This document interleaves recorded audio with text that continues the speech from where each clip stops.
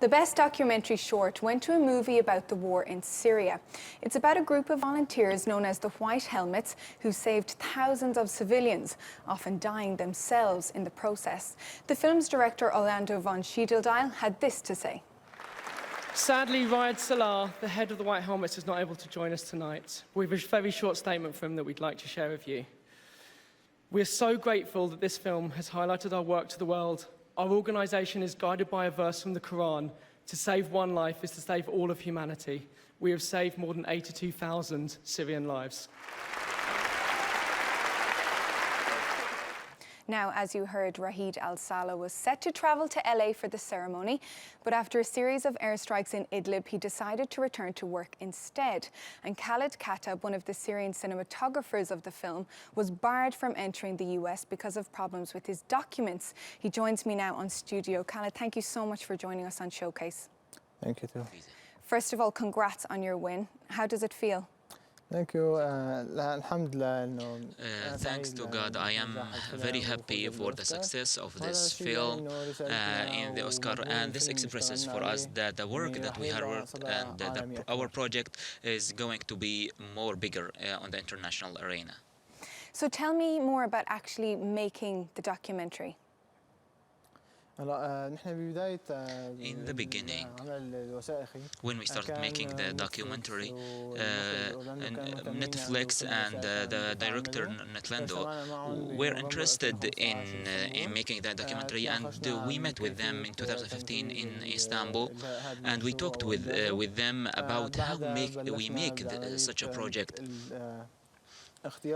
And after we chose the characters for this movie, we would try to show by them what is the type or the environment of their work, and how they will respond to the airstrikes and the raids on the civilians, despite the dangers that they are facing. So we tried, by this work, we wanted to present the message of the White Helmets, and at the same time we wanted to shed some light on the Syrians' life inside Syria under the airstrikes. This was the goal behind making this documentary.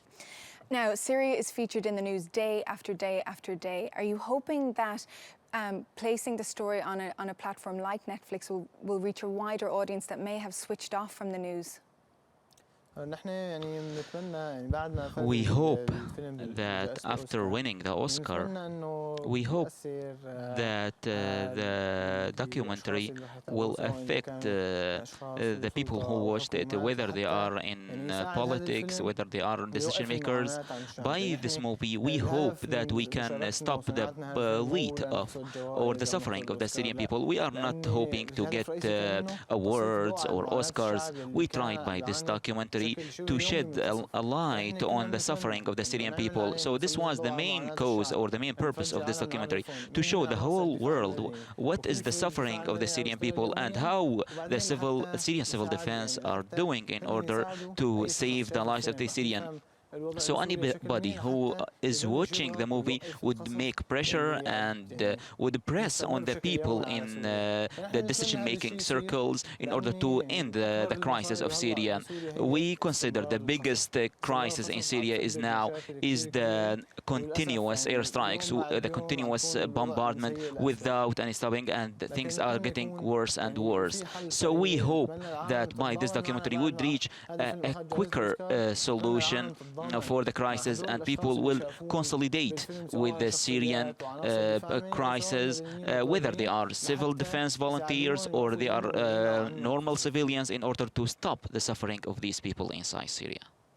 Are you disappointed on a personal level you couldn't go to LA? In the beginning, I was a bit annoyed or upset, but what's important for us is that the movie was nominated for the Oscars, and the documentary won this award, which is more important than my presence in the rally in Oscars celebration. And I hope that many people around the world will watch this documentary after the Oscars, and we are waiting for possible positive results that will be reflected on the Syrian crisis. Because the situation inside Syria now is catastrophic, and the civilians who are trapped inside, they are dreaming of living peacefully. So we are in dire need to work to international bodies to stop this bombardment. Okay, Khaled Khatib, unfortunately that's all we have time for on Showcase. Congratulations again and thank you for joining us. Thank you.